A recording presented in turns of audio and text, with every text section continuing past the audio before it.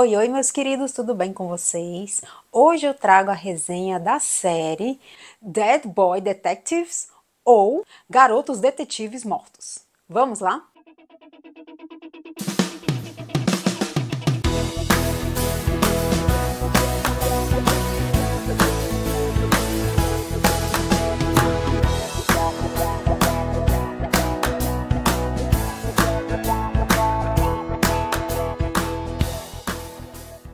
Para quem não sabe, essa nova série da Netflix, ela é baseada nos quadrinhos da DC Comics e ela faz parte do universo do Sandman. O projeto Dead Boy Detectives começou com um spin-off de Patrulha do Destino. Os personagens Charles Holland e Edward Payne e Crystal Palace foram apresentados na terceira temporada, interpretados por Ty Tenan, Sebastian Croft e Madeleine Horcher. Inclusive, ela foi pensada como um spin-off de Patrulha do Destino, que está dentro da HBO Max, ou famosa Max. Mas a Netflix acabou comprando os direitos e essa série foi para a Netflix como um spin-off de Sandman. A trama acompanha os fantasmas dos adolescentes Charles Holland e Edwin Payne, que foram assassinados e optaram por fugirem do além para permanecerem na Terra, como investigadores de crimes sobrenaturais. Bom, além da dupla de fantasmas que estão ajudando casos de almas perdidas na Terra, então eles ajudam essas pessoas a buscarem um rumo, a irem para o céu ou para o inferno, mas tenta ajudar essas almas que estão perdidas na Terra. Além da dupla de fantasmas, eles vão se juntar com algumas humanas.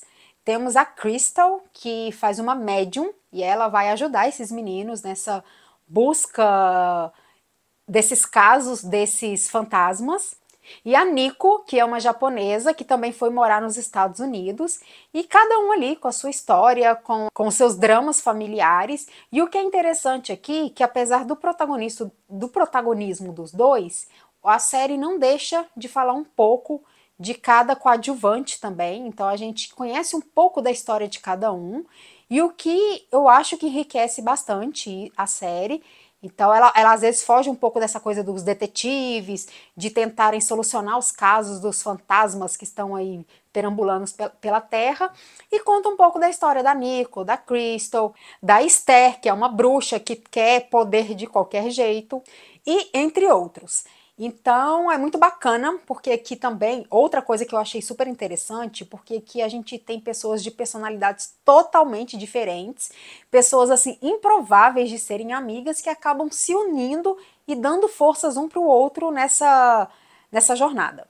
Então a série, ela é bem peculiar, ela lembra muito o mundo sombrio de Sabrina, com um toque de comédia de The Umbrella Academy. E mesmo a gente sabendo que ele é um spin-off da série Sandman, ela tem a sua própria história, então ela não se apega à história da série Sandman. E aqui a gente vê uma história bem diferente. É direcionada para um público também totalmente diferente do Sandman. Aqui a gente vê uma série mais teen, né, para os jovens, mas que não tem, assim, que não deixa de perder a sua graça e a sua magia. E outra coisa também que eu gostei muito da série, porque ela apresenta todos os desfechos possíveis, então a gente não fica com aquela pulga atrás da orelha, com aqueles questionamentos no final da série, apesar da gente saber que vai ter uma continuação, mas eu acho que ela foi muito bem fechadinha, muito bem concluída, inclusive porque ela conta a história de todo mundo. Então, inclusive dos meninos, que é o Charles e o Edwin. Então vai contar um pouco da história deles, como eles se conheceram, como eles formaram essa dupla de detetives, e das meninas também, como eles se conheceram, como cada uma se tornou, porque até então ninguém consegue ver os fantasmas. E as meninas vão criando essa habilidade para conseguir enxergar os meninos. E o que eu achei interessante é justamente isso, a forma deles explicarem como as pessoas conseguem ver os fantasmas, né? Que é a questão de você passar por um trauma, por um quase morte. Por conta disso, você vai conseguir enxergar os mortos. No caso, os fantasmas dos meninos. Então, todas as personagens ali que passaram por um quase morte, por um acidente muito grave ou algo do tipo, elas acabam vendo os meninos. E a estética do filme é muito boa, porque ela mistura um pouco aí do gótico, com um pouquinho de quadrinho também, a gente consegue enxergar alguns traços de quadrinhos, e o figurino é lindo, um figurino diferenciado, até porque, né, como eu falei, a gente tem várias personalidades aqui, então ele se utiliza de figurinos bem diferenciados. Os cenários também é super bacana, porque uma das personagens, ela é uma açougueira, e ela aluga quartos e as meninas acabam indo morar em cima desse açougue. E é uma história muito diferente, assim, porque a gente imagina, poxa, vai morar em cima de um açougue, deve ser aquela requenguela, aqueles quartos horrorosos, e pelo contrário, gente, são quartos lindos, maravilhosos, que dá até vontade de morar junto.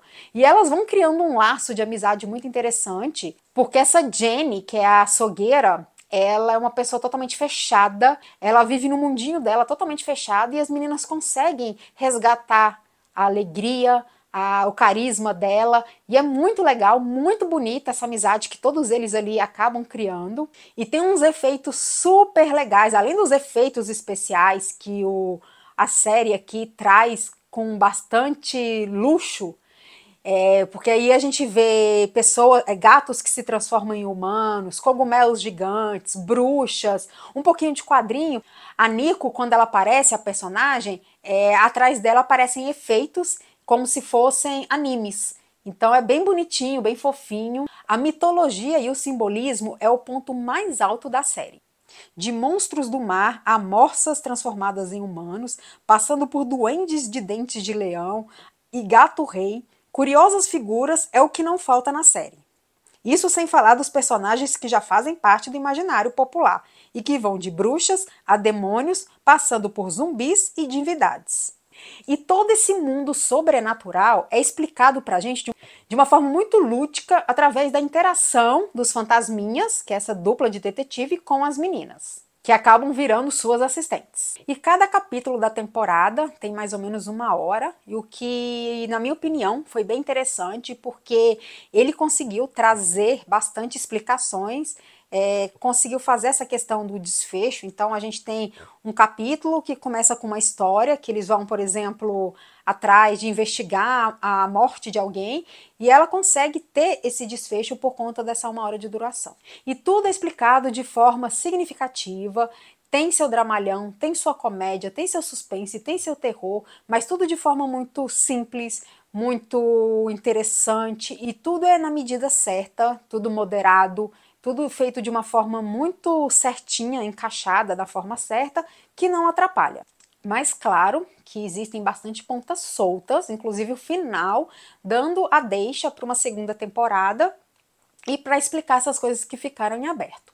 Sobre o elenco, temos um elenco incrível de jovens que fazem parte dessa série, todos eles, sem exceção, estão brilhantes, estão engraçados, estão dramáticos, da sua melhor forma possível. O George Rextrom dá vida a Edwin Payne, o Jaden Avery, o Charles Holland, Cassius Nilsson será Crystal, temos também o Lucas Cage, que será o Rei Gato, a Brianna Kuko como Jenny, a Jen Lyon como a Esther, que é a bruxa vilã, a Yuyu Kitamura, que é a Nico, e a Ruth Connell, que vai ser a Night Nurse. Essa série consegue brincar com o misticismo, com o sobrenatural, de uma forma muito leve, então não é aquela série de terror, porque, né, a gente fala em garotos detetives mortos, a gente já vai pensando naquele terrorzão, né, mas não é, é bem singelo, bem simples. Eu acho que para quem curtiu o Mundo Sombrio de Sabrina, vai curtir também essa série, que ela tem essa mesma pegada, né, do terror, mas com comédia, drama, e assim, mais voltado realmente para o público jovem, né? Porque os protagonistas são jovens. Então é uma série super bacana, super divertida, que a gente consegue maratonar aí, que são 8 capítulos, dá para maratonar rapidinho e vale muito a pena conferir. Garotos Detetives Mortos está disponível na Netflix. E se você gostou desse vídeo, não esqueça de seguir o nosso canal, curtir, comentar, compartilhar. Se você já assistiu Garotos Detetives Mortos ou vai assistir, comenta aqui embaixo. E até a próxima!